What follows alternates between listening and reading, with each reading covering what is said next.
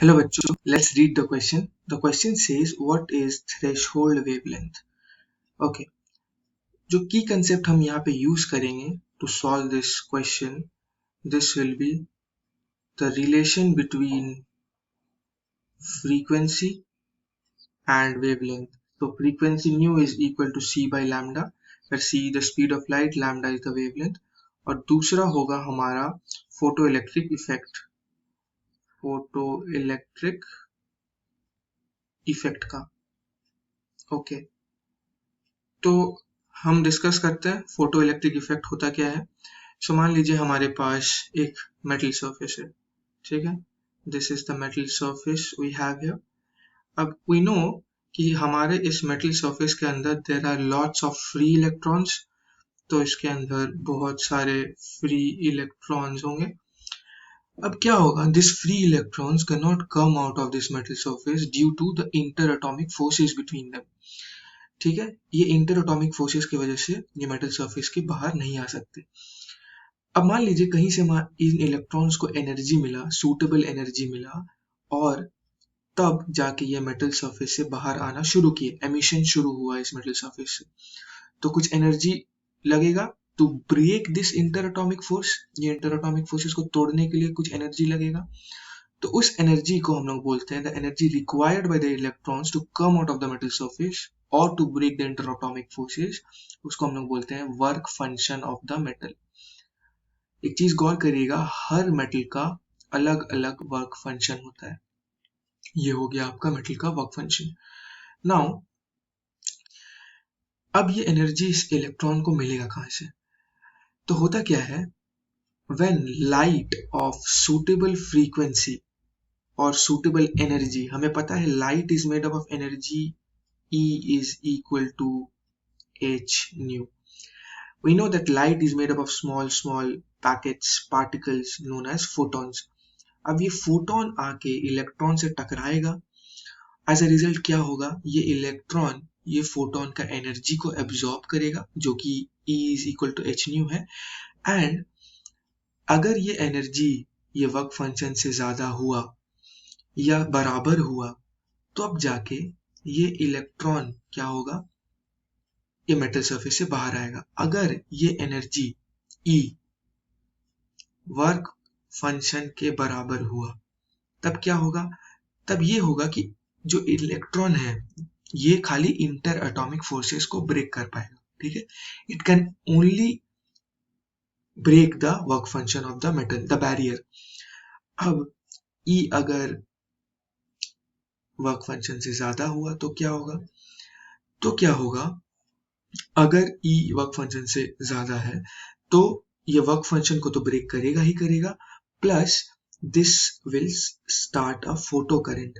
ये electron work function को break करने के बाद जब एमिट होगा ये अब मोशन में आ जाएगा. तो बेसिकली जो हमारा E है वो यूज होगा दो पार्ट में, वर्क फंक्शन को ओवरकम करने के लिए प्लस इलेक्ट्रॉन को मोशन में लाने के लिए उसको कुछ काइनेटिक एनर्जी प्रोवाइड करेगा. जो बचा हुआ एनर्जी है वर्क फंक्शन को ओवरकम करने के बाद वो काइनेटिक एनर्जी में कन्वर्ट हो जाएगा. अब मान लीजिए E जो है, E हमारा वर्क फंक्शन से कम है, तो क्या होगा, तो ना ही ये वर्क फंक्शन को ओवरकम कर पाएगा, ना ही इलेक्ट्रॉन मोशन में आएंगे, तो फोटो इलेक्ट्रिक इफेक्ट हमें नहीं दिख पाएगा. यही फोटो इलेक्ट्रिक इफेक्ट है. अब थ्रेशोल्ड फ्रीक्वेंसी क्या होता है, थ्रेशोल्ड वेवलेंथ क्या होता है. ओके, नाउ अब मान लीजिए आपके पास एनर्जी था E is equal to h nu. ये न्यू हमारा फ्रीक्वेंसी है, तो हम देख सकते हैं E is directly proportional to nu. ठीक है, अब ये वर्क फंक्शन को ओवरकम करने के लिए कुछ एक सूटेबल अमाउंट ऑफ एनर्जी चाहिए. अब मान लीजिए एनर्जी आपका वर्क फंक्शन से कम है, तो इसका मतलब क्या है, फ्रीक्वेंसी इज लो, फ्रीक्वेंसी कम है इसीलिए एनर्जी कम है. ठीक है, अब मान लीजिए एनर्जी आपका वर्क फंक्शन के बराबर है, तो this is the suitable frequency eight विच जो हमारा वर्क फंक्शन को ये ओवरकम कर रहा है. इसी फ्रीक्वेंसी को हम लोग बोलते हैं थ्रेशोल्ड फ्रीक्वेंसी. Threshold frequency. तो हम थ्रेशोल्ड फ्रीक्वेंसी को ये भी बोल सकते हैं the minimum frequency eight which the work function or the barrier or the electrons are emitted from the metal surface is known as threshold frequency। ठीक है, मिनिमम फ्रीक्वेंसी पे जब इलेक्ट्रॉन एमिट होना शुरू होगा। अब हमें याद है वो रिलेशन क्या था, थ्रेशोल्ड फ्रीक्वेंसी हो जाएगा c divided by lambda naught. अब इस थ्रेशोल्ड फ्रीक्वेंसी पे जो वेवलेंथ होता है इसी को हम लोग बोलते हैं थ्रेशोल्ड थ्रेशोल्ड ठीक है। अब एक चीज गौर करिएगा, मान लीजिए हम फ्रीक्वेंसी को बढ़ाते हैं, अगर ऑब्वियसली हमारा फोटो इलेक्ट्रिक करंट जो वर्क फंक्शन को ओवरकम करने के लिए एनर्जी चाहिए वो तो कांस्टेंट है।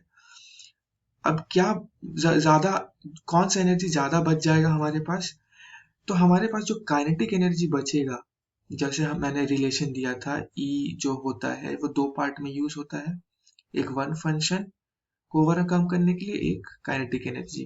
ठीक है, ये तो कांस्टेंट है एक मेटल के लिए। तो हमारे पास जो एनर्जी बच जा रहा है वो काइनेटिक एनर्जी अब ज्यादा होगा।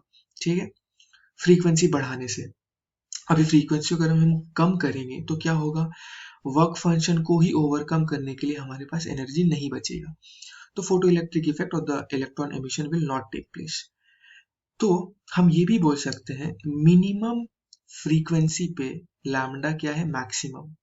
ठीक है, अब क्या है, फ्रीक्वेंसी बढ़ाएंगे लैम्डा और घटते जाएगा। ठीक है, लेकिन अगर हम लोग फ्रीक्वेंसी को घटाएंगे तो लैम्डा क्या होगा, लैम्डा बढ़ेगा।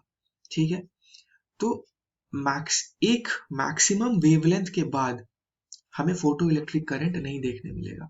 तो हम लोग लैम्डा को या थ्रेशोल्ड वेवलेंथ को ये भी बोल सकते हैं कि the maximum wavelength at which the emission takes place और the photoelectric current takes place। I hope you understood it well. Best of luck.